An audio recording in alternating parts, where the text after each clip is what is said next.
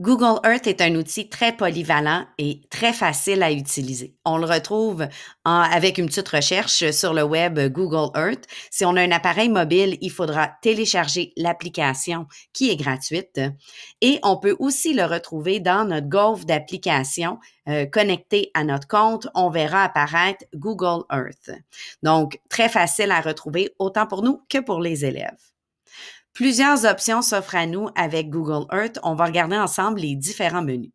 La petite loupe me permet de faire une recherche d'un endroit directement. Ça peut être génial si on veut spontanément montrer aux élèves un endroit qui est mentionné dans le texte, par exemple, qu'on est en train de lire. On tape la recherche, par exemple, Montréal, et voilà, on arrive à Montréal.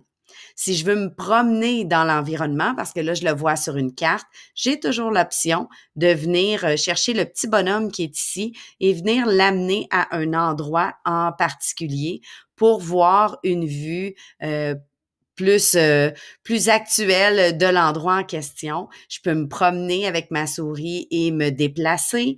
Je peux zoomer, bien sûr, aussi et autres. Donc, ça me permet spontanément d'aller montrer, par exemple, à mes élèves directement au tableau interactif, là, un endroit en particulier. Le mode explorateur offre un paquet de différentes activités déjà montées, donc des tours guidés de différents endroits. On a plusieurs catégories qui s'offrent à nous. On peut donc explorer et voir ce qu'il y a de disponible. La section jeux sont des questionnaires. Donc, on va aller regarder celui-ci qui est sur les instruments de musique. Donc, non, Google Earth n'est pas seulement pour l'univers social. On peut s'en servir dans plein de différentes matières. Donc, ici, j'ai un quiz sur les instruments de musique à travers le monde. Je clique sur ces parties et j'ai ici des questions. On peut le faire en équipe, on peut le faire en grand groupe ou on peut demander aux élèves d'aller réaliser le quiz à distance aussi. Donc, j'ai même ici différents sons. Je vais répondre à la question et ensuite, on navigue d'une question à l'autre. Si je reviens dans ma section exploration, il y a la section Street View qui est particulièrement intéressante et qui nous fait découvrir des superbes endroits dans le monde, dans le même mode que tout à l'heure avec mon petit bonhomme, de pouvoir venir me promener dans les différentes rues et endroits et aller voir des grands endroits dans le monde. La section enseignement est aussi intéressante parce qu'elle fait des liens avec les matières. Par exemple, en mathématiques, trouver des structures qui se servent du triangle, par exemple. Donc, ça peut être intéressant de venir voir la section enseignement. Une petite particularité ici dans la section calque, qui est bien cachée, qui s'appelle le time-lapse. Le time-lapse nous fait découvrir l'évolution de notre planète dans différents endroits, par exemple la fonte des glaciers, et on voit les images en accéléré. Ça peut être très intéressant pour parler d'évolution et d'environnement. La petite section, si je ressors ici, la petite section avec un D qui s'appelle « J'ai de la chance » nous permet de demander à Google Earth d'aléatoirement nous montrer un endroit dans le monde. Ça pourrait être un bon début de cours pour aller explorer un endroit dans le monde, aller lire ensemble l'information sur cette île qui s'appelle une île sans nom, une île en Équateur. On peut aussi l'utiliser pour peut-être s'inspirer. Donc, si les élèves cherchent un endroit pour rédiger une histoire, ben pourquoi ne pas utiliser la petite section « J'ai de la chance » et utiliser l'île sans nom qui m'a apparu ici comme étant l'endroit pour mon histoire. La section « Mes projets » vous permet d'organiser votre propre visite et vos propres endroits.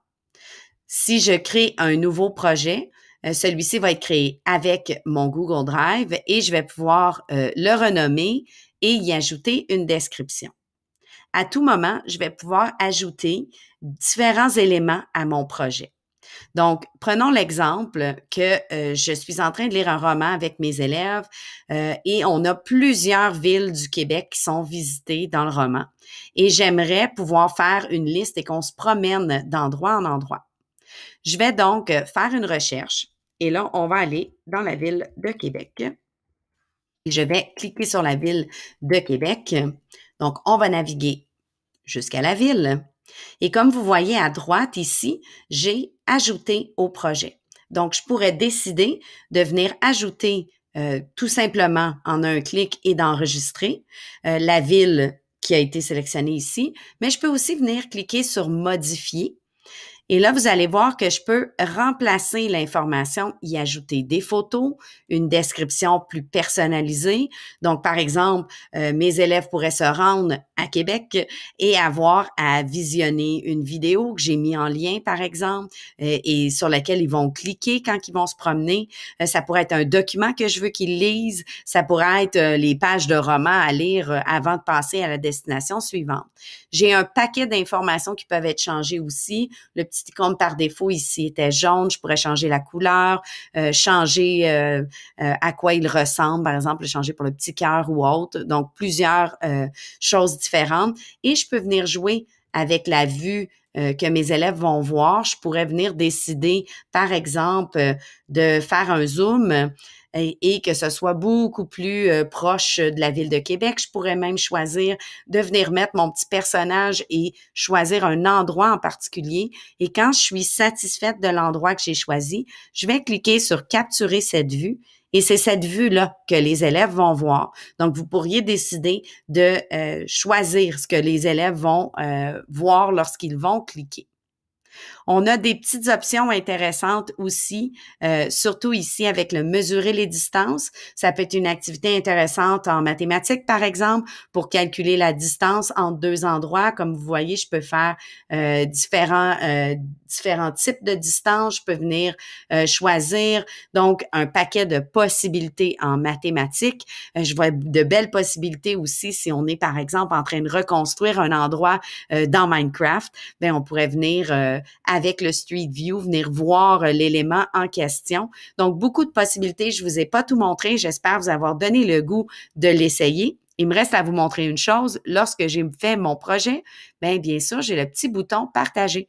Donc, j'ai la possibilité de partager avec une personne. C'est le même les mêmes options de partage que ce que vous êtes habitué. Donc, par courriel ou encore de cliquer sur un lien et de le partager. Donc, tous nos projets peuvent être partagés. Les élèves peuvent faire la même chose aussi. Ils pourraient vous partager un projet ou une visite guidée. Pourquoi pas les inviter à venir justement chercher les différents éléments dans un texte ou dans une histoire ou de vous guider dans un endroit qu'ils ont déjà visité. Donc, des possibilités dans toutes les matières avec Google Earth.